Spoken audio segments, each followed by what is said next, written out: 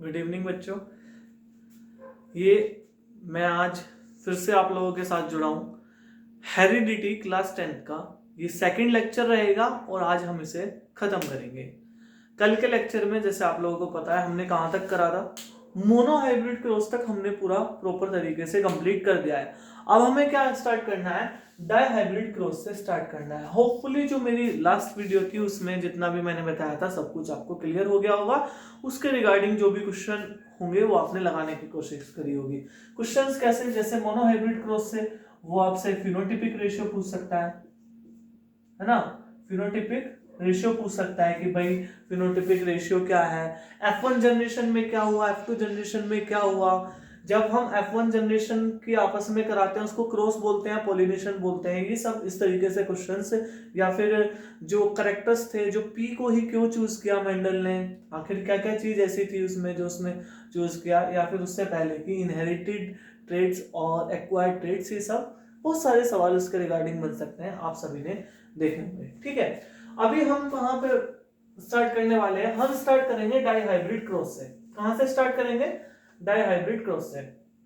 देखो, monohybrid cross मतलब एक करेक्टर को लेके बात की थी, डाई हाइब्रिड क्रॉस मतलब दो करेक्टर को लेके बात करेंगे। ठीक है, ये बात कल भी क्लियर करी थी मैंने। दो करेक्टर कैसे, देखो यहां पे जो हम बात करने वाले हैं जिसके बेसिस पे, आखिर ये क्रॉस क्या है भाई, जो मेंडल एक्सपेरिमेंट कर रहा था वो ही एक्सपेरिमेंट तो है, उनको स्टडी किया और उसको स्टडी करने के बाद ही तो कुछ बताएंगे वो। उसी से तो पता चलेगा कि भाई हाँ क्या क्या हुआ था, कैसे कैसे होता है, तभी तो हमारे लिए आसानी हुआ पढ़ना। ठीक है, तो डाइहाइब्रिड क्रॉस में उन्होंने colour and shape of seed को स्टडी करते हैं, उसके रिगार्डिंग हम इसको एक्सप्लेन करेंगे। ठीक, जो कैपिटल है मैंने कल भी बताया था जब मैंने करेक्टर्स लिखाए थे, ये किसको शो कर रहे हैं, ये डोमिनेंट ट्रेट को शो कर रहे हैं, किसको, डोमिनेंट को। और ये किसको शो कर रहे हैं, ये रेसेसिव को शो कर रहे हैं, किसको कर रहे हैं, रेसेसिव। जैसे यहाँ पे कैपिटल आर की बात करेंगे तो ये किसको बताएगा, ये राउंड को बताएगा, किसको बताएगा, round. Round shape of seed which is a dominant character. ठीक है, ये किसको बताएगा, वाई कैपिटल, ये येलो को बताएगा। येलो क्या, yellow colour of seed which is a dominant character, dominant है। ठीक है, स्मॉल आर किसको बताएगा, व्रिंकल्ड को बताएगा, किसको, व्रिंकल्ड। रेसेसिव, रेसेसिव है सीड की शेप, और ये किसको बताएगा, ग्रीन, किसको बताएगा, ग्रीन। ये क्या है, रेसेसिव कलर ऑफ सीड, जिसको ग्रीन बोला गया है। ठीक, ये चारों चीज ध्यान रखना। Capital R shows here round, small Y, वो capital Y shows here yellow, small R shows here wrinkled and small Y shows here green. ठीक है, इसी को लेके हम स्टडी करने वाले हैं। देखो, जैसे हमने मोनोहाइब्रिड क्रॉस में F1 जनरेशन देखी थी, कौन सी जनरेशन देखी थी, F1, मैं इसको रफ कर रहा हूं, F1 जनरेशन देखी थी। इसी तरीके से हम यहां पे भी क्या देखेंगे, जनरेशन देखेंगे। ठीक, देखो कर लेते हैं, capital R capital R, capital Y, small R small R, small Y. ठीक है, यहां से इसके गैमेट्स बना लेंगे, ये इसके क्या हो गए, गैमेट्स हो गए। ठीक, अगर हम, जी सॉरी इसको ऐसे लिखना है, ठीक है, ये हो गया। अगर हम F1 जनरेशन की बात करेंगे, किसकी बात करेंगे, F1 जनरेशन की, तो F1 जनरेशन में जितनी भी प्रोजेनी मेरे को यहाँ पे मिलेंगी वो सारी क्या होंगी, ऐसी होंगी, कैसी होंगी, राउंड एंड येलो, कैसी होंगी, round and yellow. Round and yellow ना लिख के हम F1 जनरेशन शो कर देते हैं। राउंड और येलो क्यों, क्योंकि कैपिटल डोमिनेट ट्रेड जो है, चाहे उसके साथ रेसेसिव हो या ना हो, वो अपने आप को हमेशा एक्सप्रेस करती है। तो ये राउंड और येलो, ठीक है, ये इसकी F1 जनरेशन हो गई। ठीक, इसमें कोई दिक्कत नहीं है ना भाई। यहाँ पे गैमेट क्या बन गए, अगर हम यहाँ की बात करें, इसमें गैमेट क्या बन गए, आर, और ये यहाँ पे क्या गैमेट बन गए, ये अभी सॉरी स्मॉल, ये गैमेट बन गए। जब इनको क्रॉस कराएंगे आपस में तो मेरे को ये वाली जनरेशन मिलेगी F1। सारी कौन सी जनरेशन मिलेगी, सारे जो ऑर्गेनिज्म होंगे F1 जनरेशन में वो इस तरीके के होंगे। ठीक है, इसको थोड़ा और अच्छे तरीके से लिख देता हूं। यहाँ पे ये गैमेट क्या होगा, आर वाई, यहाँ पे क्या होगा, गैमेट आर वाई। ठीक, जब हम इनकी क्रॉस कराएंगे आपस में, जब इनकी क्रॉस कराएंगे तो हमारे पास F1 जनरेशन मिलेगी इस जीनोटाइप की, इस जीनोटाइप की F1 जनरेशन मिलेगी। अब F1 जनरेशन आई, F1 जनरेशन से हम क्या कराते हैं, F2 जनरेशन निकालते हैं। तो क्या हम कराएंगे, अब सेल्फिंग कराएंगे। क्या कराएंगे, सेल्फिंग। सेल्फिंग कराएंगे मतलब capital R small R, capital Y small Y की सेल्फिंग किससे कराएंगे, इसी से इसकी सेल्फिंग कराएंगे। और इसके बाद जो भी जनरेशन आएगी हमारे पास वो होगी F2 जनरेशन, जिसका हम फिनोटिपिक रेशियो काउंट करेंगे, फिनोटिपिक रेशियो को देखेंगे। ठीक है, अब देखो ये है, जब हम इसके क्रॉस कराएंगे, सेल्फिंग कराएंगे जब इसकी, तो हमारे पास जो F2 जनरेशन आएगी ना, क्या आएगी, F2 जनरेशन, उसमें 16 टाइप ऑफ जनरेशन होंगी। F2 जनरेशन में कितनी होंगे, 16 होंगे। अब उनको 16 को स्टडी करने के लिए बॉक्स लाइक स्ट्रक्चर बनाया जाता है, जिसको बोलते हैं पेडिग्री। क्या बोलते हैं, पेडिग्री एनालिसिस। हम इसका क्या करेंगे, पेडिग्री एनालिसिस करेंगे। पेडिग्री एनालिसिस कैसे करेंगे, ध्यान से देखना।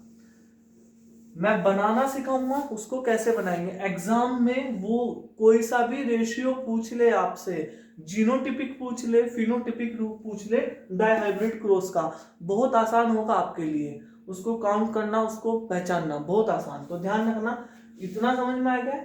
तो मैं इसको रफ करके ये जो F1 जनरेशन में जो सेल्फिंग करा रहा हूँ यहाँ से लिखूंगा, और फिर मैं आपको पेडिग्री बना के दिखाऊंगा। ठीक है, एक बार जिसको यहाँ से फोटो लेना है ले लो।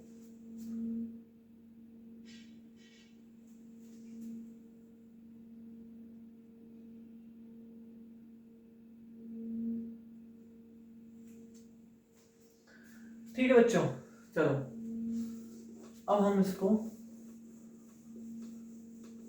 डायहाइब्रिड क्रॉस में पेडिग्री को बना के देखते हैं। क्या हमें क्या करानी है, सेल्फिंग किस किस की करानी है, हमें करानी है कैपिटल आर स्मॉल आर, इसकी किसमें करानी है, सेल्फिंग का मतलब यही तो है आपस में। ठीक है, तो कितने बनेंगे, 16 के लिए हम एक बॉक्स बना लेंगे जिसमें 16 बॉक्सेस होंगे। थोड़ा सा इधर को करके बनाता हूं, उसका रीजन ये है कि कुछ चीजें ऐसी रहेंगी जो मैं साइड में साथ के साथ लिख दूंगा।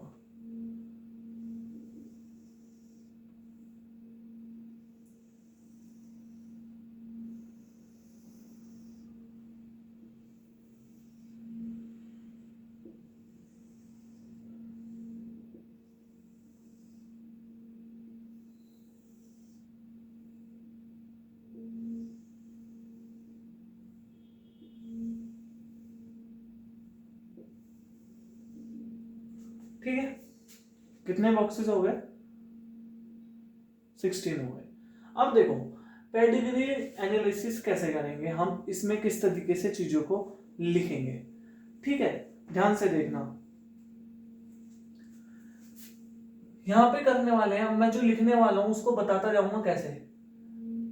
पहले इस वाले आर के इस वाई के साथ लिखना है, किसको, इधर भी लिख देना है, इधर भी लिख देना है, इधर भी लिख देना है, और इधर भी।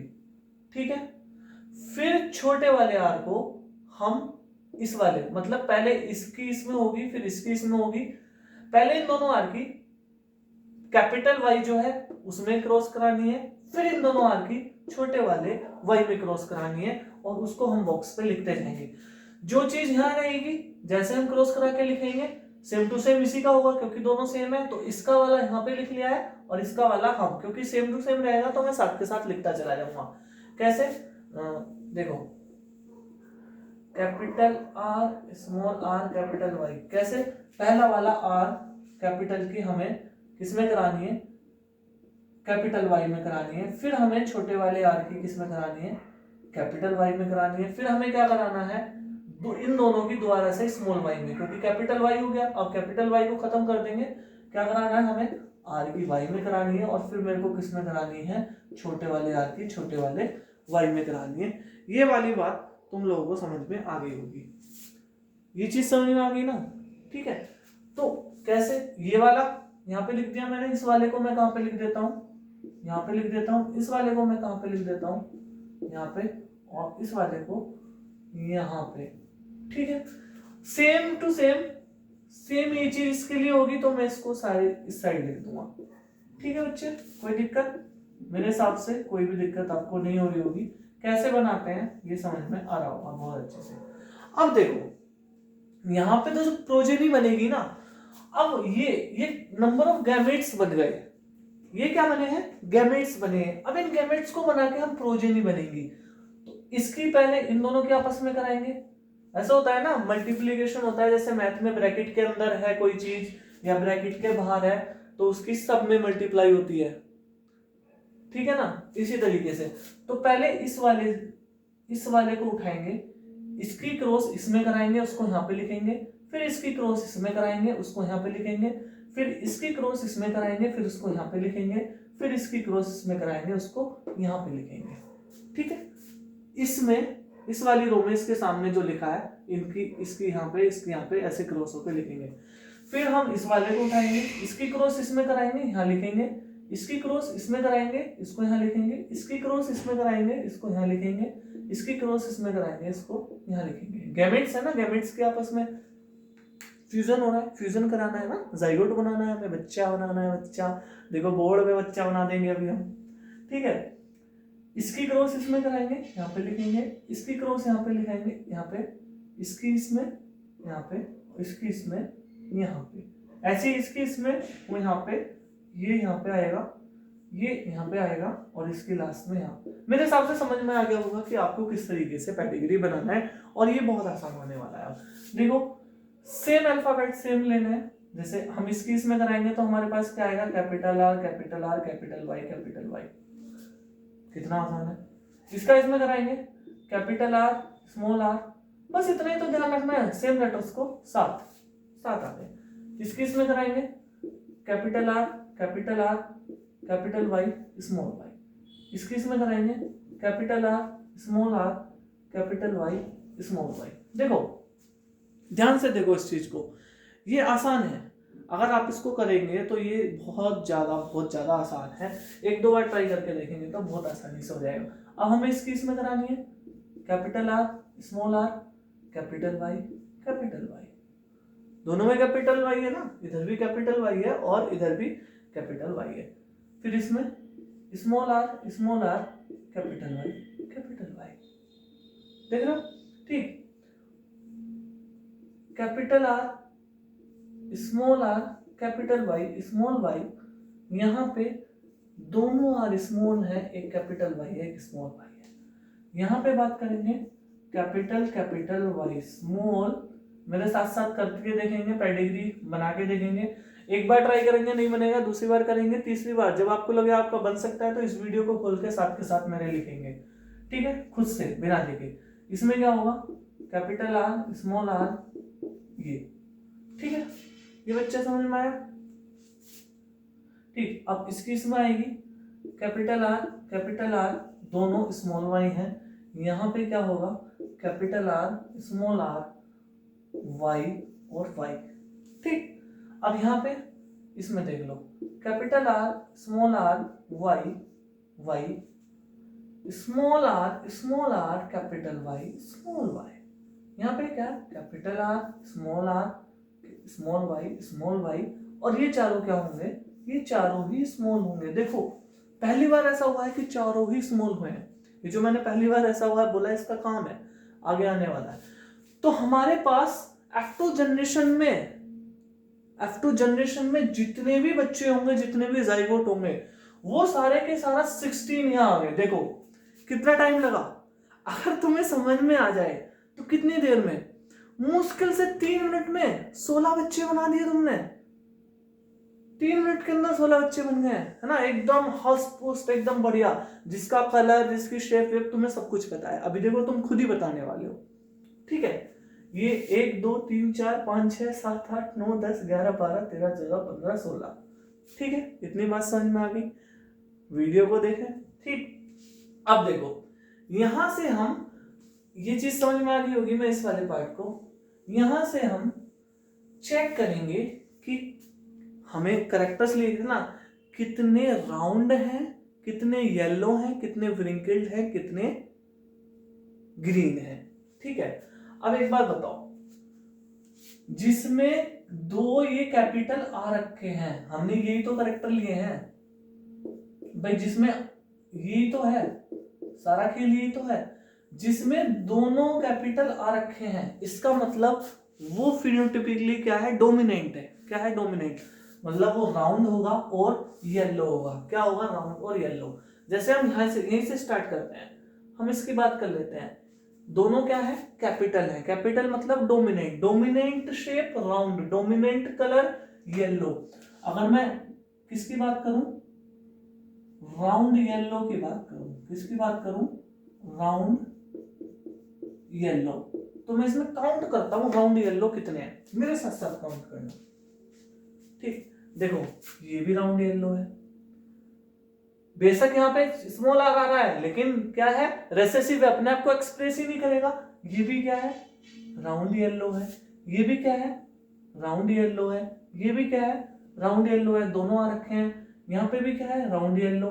ठीक है, ये राउंड येलो है नहीं, क्योंकि यहाँ पे क्या, दोनों ही स्मॉल आ गए, तो यहाँ पे रेसेसिव ने अपने आप को एक्सप्रेस कर दिया। राउंड की जगह क्या हो गया, व्रिंकल्ड। हम कौन सा ढूंढ रहे हैं, राउंड येलो। ठीक है, यहाँ पे ये भी राउंड येलो है, ये नहीं। ये क्या है, ये भी राउंड येलो है, ये भी राउंड येलो है। ये राउंड तो है पर येलो नहीं है, ग्रीन है। हमें क्या ढूंढना है, राउंड और येलो। ध्यान रखना, ये भी नहीं है, ये राउंड तो है लेकिन क्या है, ग्रीन है। ठीक है बच्चे, ये क्या है, राउंड येलो। और कोई राउंड येलो दिख रहा है आपको, नहीं। तो हमें टोटल 16 में से कितने राउंड येलो मिले, 1 2 3 4 5 6 7 8 9, कितने मिले, 9। मेरे को राउंड येलो कितने मिल गए, 9। क्या मिल गए, 9। ठीक है, अब उसके बाद यहां से स्टार्ट करते हैं। कहां से स्टार्ट करते हैं, यहां से। राउंड येलो हो गया हमारा। ठीक है, अब राउंड ग्रीन के लिए देख लेते हैं। किसके लिए देख लेते हैं, राउंड ग्रीन। राउंड ग्रीन, पहले कलर को चेंज किया, राउंड येलो 9 हो गए। राउंड ग्रीन, राउंड है मतलब कैपिटल आर होना मस्ट है, ग्रीन मतलब दोनों ही वाई स्मॉल होंगे। यहाँ पे नहीं, यहाँ तो कैपिटल आ गए, यहाँ पे नहीं, यहाँ पे हाँ, दोनों आर है। क्या है, दोनों, दोनों आर क्या है, कैपिटल। दोनों आर क्या है, कैपिटल। तो ये कैसा हो गया, राउंड येलो। या राउंड ग्रीन, नहीं, राउंड ग्रीन हो गया। ये भी क्या हो गया, राउंड ग्रीन। बेशक एक आर छोटा सा ही, लेकिन रेसेसिव अपने आप को एक्सप्रेस नहीं करेगा। और ये भी क्या हो गया, राउंड ग्रीन। तो राउंड ग्रीन कैसे, कितने हो गए मेरे पास, कितने हो गए, 3। राउंड ग्रीन कितने हो गए, 3। No round yellow, round green कितने हो गए, 3। बात क्लियर है। ठीक, अब देखो, अब हमें देखना है व्रिंकल्ड येलो। आप ये सोच रहे होंगे कि ये कैसे लिख रहा हूं मैं, कैसे पता चल रहा है। भाई पॉसिबिलिटी तो यही है ना, पॉसिबिलिटी 4 ही बन सकती है, या तो वो ऐसा होगा, या ऐसा होगा, या ऐसा होगा। भाई देखो, ये तो दोनों डोमिनेंट होंगे, या तो डोमिनेंट होंगे, या एक डोमिनेंट एक रेसेसिव।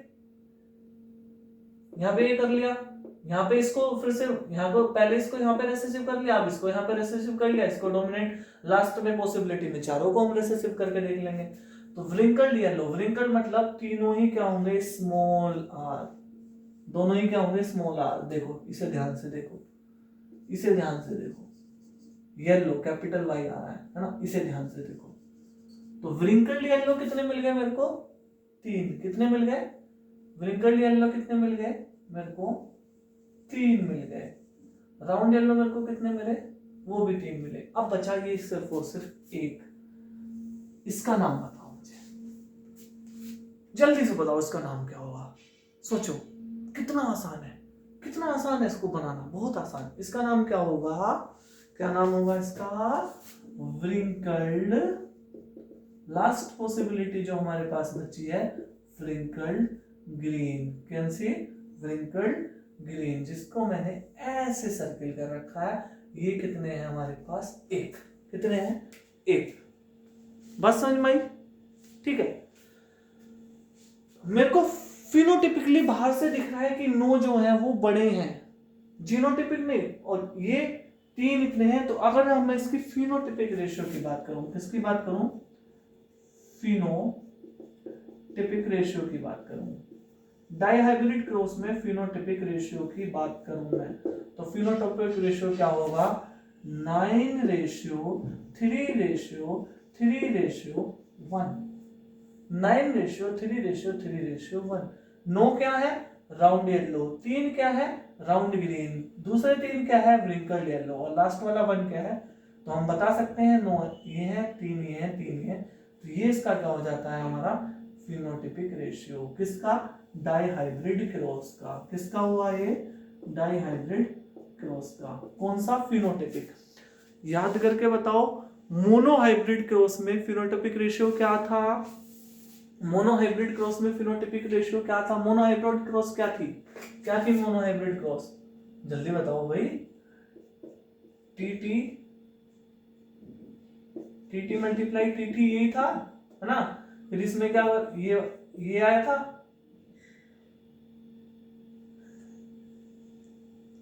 सेल्फिंग कराई। ऐसे आएंगे, सेल्फिंग कराने के बाद क्या आया था? जल्दी बताओ। ठीक है, कमेंट सेक्शन में कमेंट करके बताना। फिनोटिपिक रेशियो ये है डाइहाइब्रिड क्रॉस का, मोनोहाइब्रिड क्रॉस का। कुछ इसी में छिपा हुआ है, इसी में छिप रहा है फिनोटिपिक रेशियो, यही दिखने को मिल जाएगा क्या है। ठीक है, अब डाइहाइब्रिड जीनोटिपिक रेशियो भी देखा था हमने, वहां पे जीनोटिपिक रेशियो देखा था। हो सकता है आप लोगों ने यहाँ पे नहीं पढ़ा हो, लेकिन हाँ हम जीनोटिपिक रेशियो भी देख लेते हैं एक बार आराम से, कोई दिक्कत नहीं है। जीनोटिपिक रेशियो, जीनोटिपिक मतलब जिनका जेनेटिक मेकअप अलग अलग हो। फिनोटिपिक तो मेरे को बाहर से दिख गया। अब भाई राउंड येलो नो है, तो क्या जेनेटिक मेकअप सबका सेम है? इसके तो चारों ही कैपिटल है, इसका ये स्मॉल है, इसका ये स्मॉल है, तो जेनेटिक क्या हो गया? ये तो डिफरेंट हो गया ना। जेनेटिक क्या हो गया? डिफरेंट हो गया। देखो पहले इसका स्क्रीनशॉट ले लो, फिर क्योंकि मैं इसके साथ कुछ काटापीटी करने वाला हूं।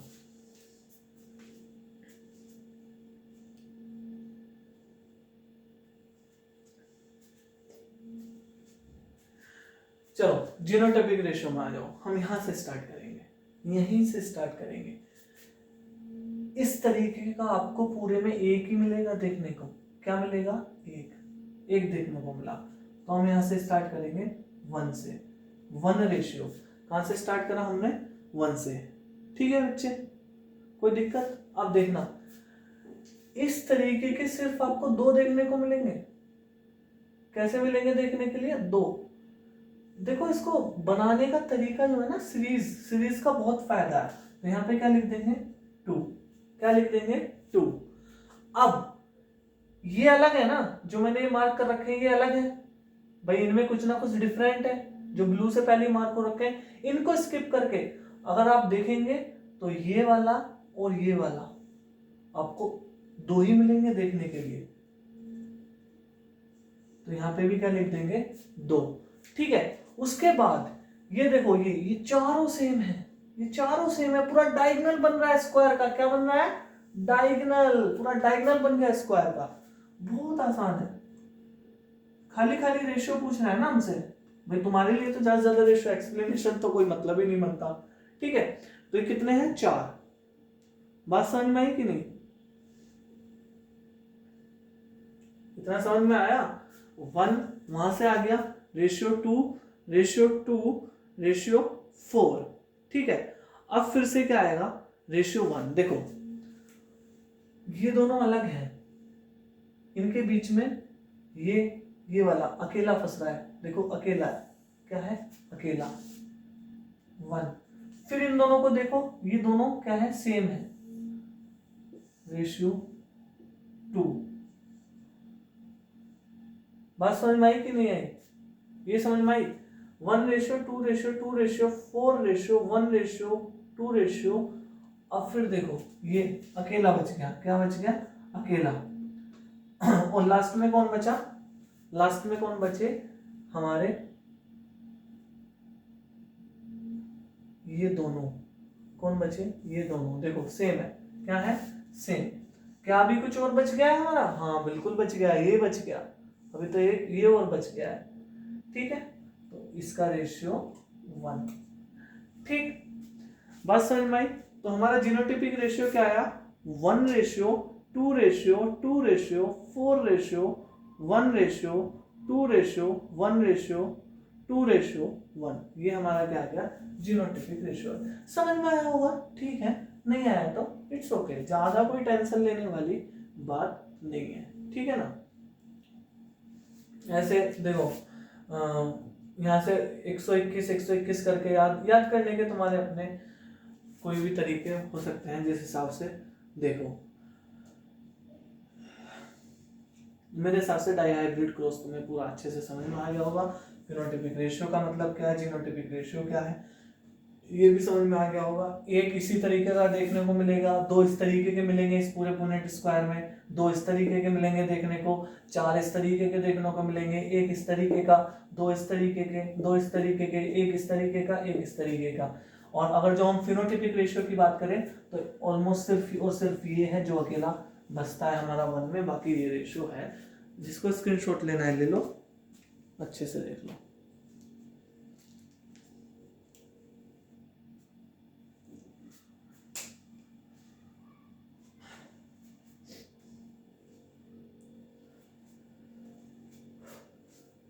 मेरे हिसाब से क्लियर हो गया होगा, हम इसको रफ करते हैं। अब हम आगे बढ़ते हैं, डाईहाइब्रिड क्रॉस को कंप्लीट करने के बाद आगे निकलते हैं।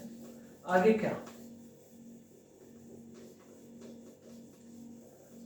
अब इन चीजों को एक्सपेरिमेंट को करने के बाद, ऑब्जर्वेशन करने के बाद मेंडल ने 3 लॉ दिए। कितने लॉ दिए, इनहेरिटेंस पे 3 लॉ दिए, 3 लॉज ऑफ इनहेरिटेंस। कितने लॉ दिए, 3 लॉ,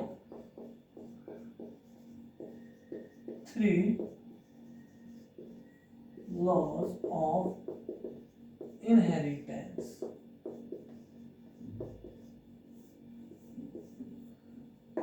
ठीक दिख रहा है क्या मेरे हिसाब से, लेट मी चेक, हाँ बिल्कुल दिख रहा है, ठीक। सबसे पहला 3 लॉ दिए, ठीक है। सबसे पहला होगा लॉ ऑफ डोमिनेंस। क्या होगा, law of dominance, D O की तरह बन जाता है उससे, law of dominance. Law of dominance क्या है भाई, देखो जो भी स्टडी किया इन्होंने मेंडल ने, इसी के बेसिस पे दिया है सब कुछ, है ना। तो अब हमें क्या पढ़ना है, लॉ ऑफ डोमिनेंस पढ़ना है। लॉ ऑफ डोमिनेंस स्टेट क्या करता है कि जो भी हाइब्रिड, लॉ ऑफ इनहेरिटेंस, क्या लॉ ऑफ इनहेरिटेंस में सबसे पहला जो लॉ है, लॉ ऑफ डोमिनेंस, वो स्टेट करता है क्या कि किसी भी हाइब्रिड ऑफ स्प्रिंग में सिर्फ और सिर्फ डोमिनेंट कैरेक्टर जो होते हैं वो ही इनहेरिटेड होते हैं। क्या होते हैं, it states that only dominant characters, dominant trait लिखेंगे, dominant trait are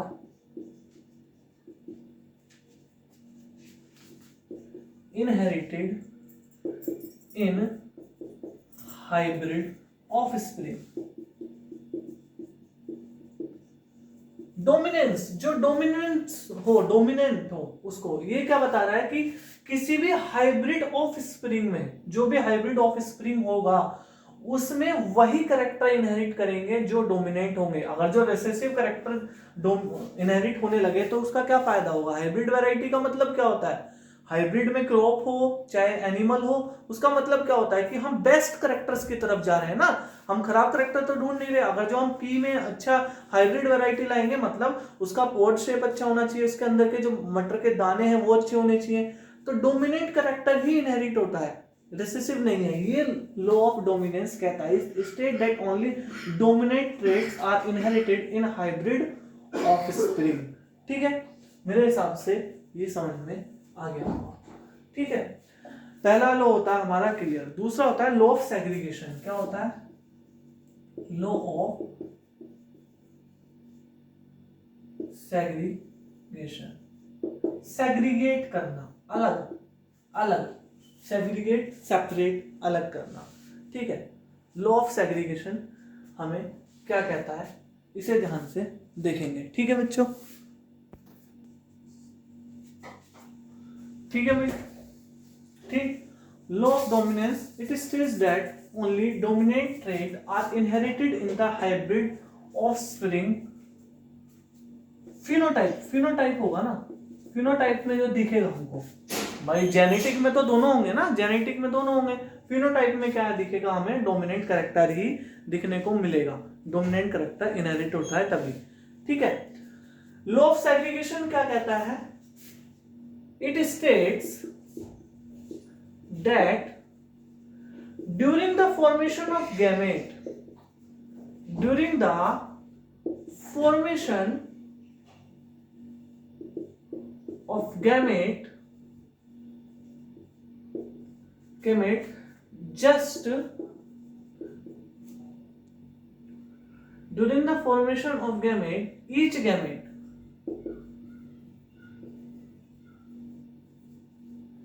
gamete just receives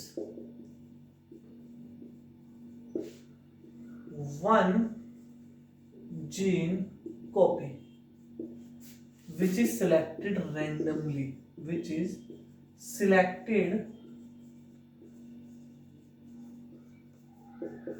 थोड़ा लंबा सा हो गया ना। क्या कह रहा है? Law of segregation. देखो, पहला जो मेंडल का वर्क था उसने उसकी स्टडी करने के बाद 3 लॉ ऑफ इनहेरिटेंस दिए। पहला लॉ ऑफ डोमिनेंस जो अब हम पढ़ चुके हैं, दूसरा होगा law of segregation. Law of segregation में क्या है? कहता है कि गैमेट फॉर्मेशन के दौरान जब भी गैमेट बनते हैं, वैरायटी सेक्सुअल रिप्रोडक्शन के लिए सीधा सा पता है आपको क्या चाहिए? गैमेट का फॉर्मेशन मेल और फीमेल गैमेट दोनों बनने चाहिए। Either we are talking about the flowering plants, either we are talking about the human body, either we are talking about any animal which is reproducing itself by sexual means. ठीक है, उसमें क्या है? Formation of gamete जो होगा, it is said during the formation of gamete each gamete just receive one gene copy. Her gamete के पास क्या होगा? एक जीन कॉपी होगी और वो रैंडमली सिलेक्ट होगी। क्या होगी? रैंडमली सिलेक्ट होगी, विच इज सिलेक्टेड रैंडमली। ये आपका लॉ ऑफ सेग्रीगेशन कहता है। तीसरा आता है लॉ ऑफ इंडिपेंडेंट असॉर्टमेंट। क्या होता है? Law of independent assortment.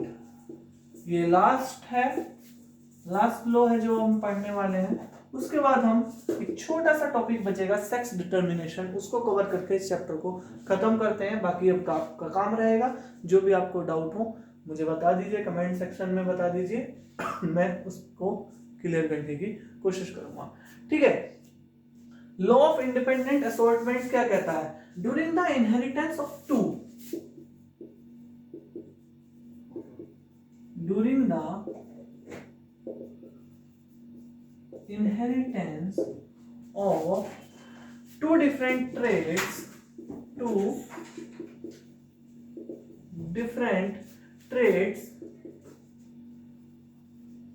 the alleles of both traits।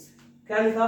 Law of independent assortment, during the inheritance of two different traits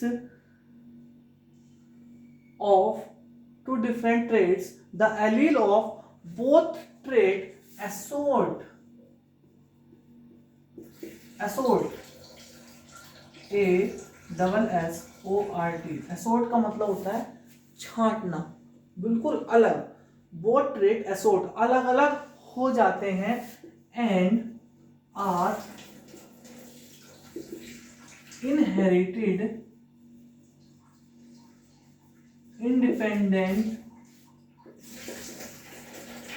independently of one another during gamete formation। भाई देखो, जितनी भी बात की Mendel ने, जितना भी करा, वो एक्सपेरिमेंट था गैमेट बना के उनकी जनरेशन को स्टडी करने के लिए। कहाँ पे बात हो रही है? जीन्स पे बात हो रही है। जीन्स को उन्होंने फैक्टर बोला था, बाद में जीन्स पढ़े। तो सारी कहानी कहाँ है? गैमेट के बेसिस पे, कि गैमेट जब बनते हैं तो वो किस तरीके से एक साथ आते हैं, कैसे चीजों का फॉर्मेशन होता है। तो आप तीनों, अगर जो तीनों देखेंगे ना, तीनों में देखेंगे कहीं ना कहीं गैमेट के रिगार्डिंग कहीं ना कहीं बात हो रही है। कहीं ना कहीं उसके करेक्टर्स, जो गैमेट के अंदर जो जीन्स है वो करेक्टर्स को लेके जा रहे हैं, ट्रेड्स को, उनके रिगार्डिंग बात हो रही है। ये क्या कह रहा है? During the inheritance of two different trait, दो डिफरेंट ट्रेड अगर इनहेरिटेड होती हैं, the allele of both traits, दोनों ट्रेड की एलील जो होंगी वो अलग हो जाती है। दोनों ट्रेड की एलील क्या हो जाती है? अलग हो जाती है, और वो इंडिपेंडेंटली इनहेरिटेड होती हैं। मतलब एक जनरेशन से दूसरी जनरेशन में जाती है। अब एलील क्या है? एलील वर्ड आ गया है वन ऑफ टू और मोर वर्जन्स ऑफ डीएनए सेगमेंट। क्या है? वन ऑफ टू और मोर डीएनए सीक्वेंस के वर्जन्स है। डीएनए सीक्वेंस के क्या है? ये एक या एक से ज्यादा सीक्वेंसेस हैं। किसके? डीएनए के। ठीक है, जैसे हमने पढ़ा था इसमें डोमिनेंस हो गया, ठीक है, रेसेसिव हो गया, पी ये एक एलील हो गया, ये एक अलग एलील हो गया। तो ये है एलील। तो ये आपके लॉज ऑफ इनहेरिटेंस है, इनको देख लो, स्क्रीनशॉट ले लो। फिर हम आगे पढ़ने वाले हैं, इस चैप्टर को खत्म करने की तरफ चलते हैं। एक छोटा सा टॉपिक रह गया है, सेक्स डिटर्मिनेशन।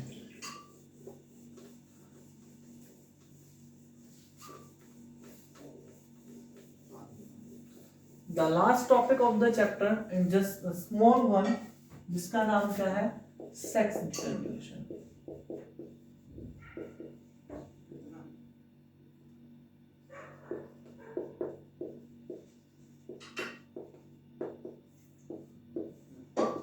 देखो, सेक्स डिटर्मिनेशन ह्यूमन की बात कर रहे हैं कि भाई कैसे पता चलता है कि मेल होगा फीमेल होगा। गैमेट्स में क्या होता है ऐसा कि मेल बन रहा है, फीमेल बन रहा है, आने वाला बच्चा, उसके रिगार्डिंग हम बात करते हैं। ठीक है ना? देखो, सेक्स डिटर्मिनेशन, जीन्स जो होते हैं किससे? From parents. Genes from parents decide करते हैं वेदर इट इज बॉय और गर्ल। किससे? पेरेंट्स के जीन्स से पता डिसाइड करेंगे। पेरेंट्स के जो जीन्स होंगे, गैमेट के अंदर जो जीन्स होंगे, उनसे पता चलेगा कि भाई बॉय है या फिर गर्ल है। ठीक, देखो आपको याद हो तो मैंने क्रोमोसोम्स की बात करी थी। अगर जो हम ह्यूमन की बात करें तो ह्यूमन के अंदर कितने क्रोमोसोम्स होते हैं? 23 पेयर ऑफ क्रोमोसोम्स। कितने क्रोमोसोम्स होते हैं? 23 पेयर ऑफ क्रोमोसोम्स या फिर 46 क्रोमोसोम। दोनों का मतलब एक ही बात है, 23 पेयर चेंजेस इनटू द 46। अब इनमें से 22 में से 23 में से 22 पेयर जो होते हैं, क्या 22 पेयर जो होते हैं वो होते हैं ऑटोसोम्स। क्या होते हैं? ऑटोसोम्स। 23 पेयर्स में से 22 पेयर जो होते हैं वो क्या होते हैं? ऑटोसोम्स होते हैं। बाकी का बचा 1 पेयर जो है, बाकी का बचा 1 पेयर जो होता है वो होते हैं सेक्स क्रोमोसोम्स। कौन होते हैं? Sex chromosomes. क्या 23 पेयर ऑफ क्रोमोसोम्स या फिर 46 क्रोमोसोम्स होते हैं ह्यूमन के अंदर, जिसमें से 22 पेयर जो होते हैं वो ऑटोसोम्स होते हैं, मतलब 44। बाकी का एक पेयर लास्ट वाला 45 और 46 जो होता है वो होता है सेक्स क्रोमोसोम। क्या होता है? सेक्स। यही डिसाइड करेगा क्या डिसाइड करेगा कि होने वाला बच्चा, एक मिनट जस्ट, होने वाला बच्चा जो होगा वो बॉय होगा या फिर गर्ल होगा। कौन डिसाइड करेगा? Sex chromosome. इनका कोई रोल नहीं है। ठीक है, तो ये डिसाइड करेगा कि बॉय होगा या फिर गर्ल होगा। अब कैसे? अगर हम ह्यूमन में बॉय को स्टडी करें और गर्ल को स्टडी करें तो इनके जो सेक्स क्रोमोसोम्स होते हैं ना ये डिफरेंट होते हैं। क्या होते हैं? डिफरेंट। जैसे मैं बॉय की बात करूं तो बॉय के जो वन पेयर मतलब दो जो क्रोमोसोम्स होते हैं वो होते हैं एक्स और वाई। क्या होते हैं? एक्स और वाई। और मैं अगर जो लड़की की बात करूं, इसको ब्लू से लिख लेता हूं, बॉय क्या होते हैं? X and Y. और अगर जो मैं गर्ल की बात करूं तो ये जो सेक्स क्रोमोसोम होते हैं वो एक्स और एक्स होते हैं। एक पेयर ये रहा बॉय का, एक पेयर ये रहा, ये सेक्स क्रोमोसोम ये डिसाइड करेंगे कि भाई आने वाला बच्चा गर्ल होगा या बॉय होगा। ये कैसे डिसाइड करेंगे? देखो इसमें तो दोनों सेम है, होमो है, इसमें है हेटेरो, अलग अलग। अब इनके गैमेट बनाते हैं। भाई ऑब्वियस सी बात है गैमेट बनेंगे, गैमेट के फ्यूजन एक ही हो गया, एक ही हो गया, इधर एक ही हो गया, अब एक ही हो गया। अब ये इधर से एक इधर से जाएगा, एक उधर से आएगा, तब जाके बेबी का फॉर्मेशन होता है जाइगोट। किसका फॉर्मेशन होता है? जाइगोट का फॉर्मेशन होता है। इसको इधर करके बताता हूं मैं, ध्यान से देखना। एक्स वाई एक्स एक्स, ठीक है, एक्स वाई एक्स एक्स, ठीक। अब देखो जो ये एक्स वाले हैं ये डिसाइड नहीं करता कि बॉय होगा कि नहीं होगा। ये जो वाई वाला जो होता है ना, ये वाई ये डिसाइड करता है कि बॉय होगा या नहीं होगा। सिर्फ और सिर्फ ये वाला वाई जीन जो है, वाई जीन जो है ये डिसाइड करेगा बॉय है कि नहीं है। अगर ये प्रेजेंट है, अगर ये प्रेजेंट है गैमेट्स के अंदर, अगर ये प्रेजेंट है तो होने वाला बच्चा बॉय होगा। अगर ये प्रेजेंट नहीं है तो होने वाला बच्चा बॉय नहीं होगा। पॉसिबिलिटी बना लेते हैं, जाइगोट बना के देख लेते हैं इससे, ठीक है। ये चारों गैमेट्स हैं तो पॉसिबिलिटी जैसे अभी हमने बनाई थी वैसे ही बनेगी। कैसे? अभी पीछे हम बना के आया ना, देखिए पहले x की x में होगी एक्स एक्स, फिर इस x की इस x में होगी, फिर से एक्स एक्स, अब इसकी y की x में होगी एक्स वाई, और फिर से इस y की किस में होगी? इसमें एक्स वाई। देखो देखो ये दोनों सेम है, ये दोनों सेम है। 50% 50%। जब भी y होगा, जब भी y होगा कौन होगा? बॉय होगा। अगर y नहीं है, दोनों ही तो x है, तो क्या होगा? गर्ल होगी। क्या होगा? गर्ल होगी। ध्यान से देखो 50-50% चांसेस है कि लड़का भी हो सकता है या फिर लड़की भी हो सकती है। लड़का तब होगा जब ये वाई वाला गैमेट फ्यूज करेगा। ऑब्वियस सी बात है गर्ल की तरफ से, ये वाले जो गैमेट है ना ये किसकी तरफ से हैं? गर्ल की तरफ से हैं। ये वाले गैमेट किसकी तरफ से हैं? बॉय की तरफ से। हमेशा गर्ल के गैमेट जो होते हैं वो दोनों ही एक्स होते हैं। मतलब गर्ल के पास कोई भी वाई नहीं है, तो मतलब कभी भी, ये एक मिथ है, बहुत ज्यादा गलत है सोसाइटी में कि गर्ल को ब्लेम किया जाता है, कि मतलब जो वुमेन होती है उसको ब्लेम किया जाता है लड़की होने पे, है ना। सास बहू की लड़ाई कि भाई तूने लड़की पैदा करी है, लड़की को ही ब्लेम करते हैं। नहीं, बट ऐसा नहीं होता। ये डिपेंड करता है बॉय के ऊपर कि लड़की होगी या लड़का होगा। ये बहुत गलत है, डिपेंड कर रहा है बॉय के ऊपर, लेकिन फिर भी औरत को उसमें कोसा जाता है, उसको परेशान किया जाता है। होपफुली तुम लोग आज समझ गए होंगे कि किसके ऊपर डिपेंड करता है। तो प्लीज अगर कहीं सोसाइटी में होता देख रहे हो या फिर खुद के दिमाग में ऐसा हो तो अपनी सोच को सुधारें, थोड़ा आगे देखें कैसे चीजें होती हैं, ठीक है। 50% गर्ल 50% बॉय दोनों के चांसेस हैं। ये किसके ऊपर डिपेंड करेगा कि बॉय होगा या गर्ल होगा? वो लड़के के ऊपर ही डिपेंड करेगा, क्योंकि उसके पास वाई जीन होता है, लड़की के पास तो दोनों ही एक्स जीन होते हैं। अगर बॉय का वाई जीन फ्यूज कर रहा है एक्स से तो क्या होगा? बॉय होगा। अगर एक्स जीन फ्यूज कर रहा है तो लड़की ही होगी। तो किसके ऊपर डिपेंड कर रहा है? ये बॉय के ऊपर डिपेंड कर रहा है। मेरे हिसाब से सेक्स डिटर्मिनेशन भी खत्म, हमारा टॉपिक हेरिडिटी यहीं पे खत्म होता है।